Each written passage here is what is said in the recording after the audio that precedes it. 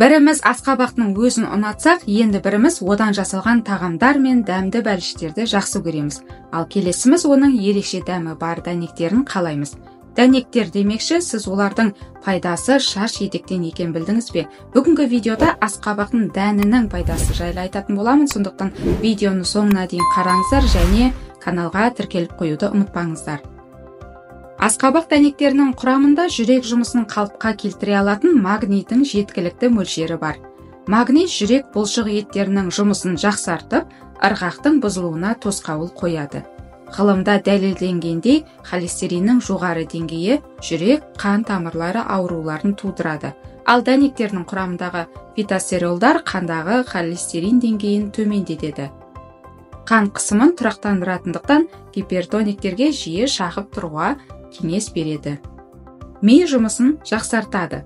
Асқабақ дәнектерінің құрамындағы триптофан амин қышқылдары ағзамыздағы серотиннің өнуіне жол ашады. Бұл ұйқының толықтай жақсаруына септігін тигізе алады.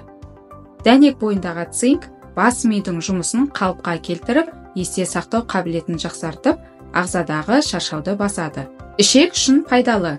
Дәнектердегі жасұндық ішек жұмысын белсенді етіп, босата алады.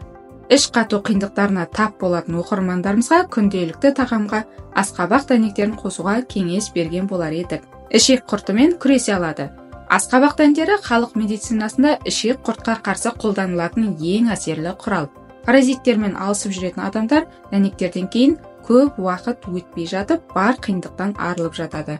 Теңіз ауруына шалдыққан науқастарға асқабақ дәнектері ауадай қажет. Олар қатты ауытқу кезінде пайда болатын жүрек айнуын басады. Жүкті әйелдерге. Жүктіліктің ең алғашқы айларында маза бермейтін жүрек айнулармен жақсы күресе алады. Көптеген болашақ аналар асқабақ дәнектерінің арқасында жеріктіктің ең қиын кезеңдерін жеңе алады. Асқабақ дәнектерінде жеткілікті мөлшерде омега-3 майлы қышқылдары мен цинк бар. Олар ер адамдардың ағзасындағы темір деңгейінің төмен түсіп кетуінің алдын алады. Ескерте кететін жайт, асқабақ дәнектерінің пайдасымен қоса зияны бар екенін білуіміз қажет.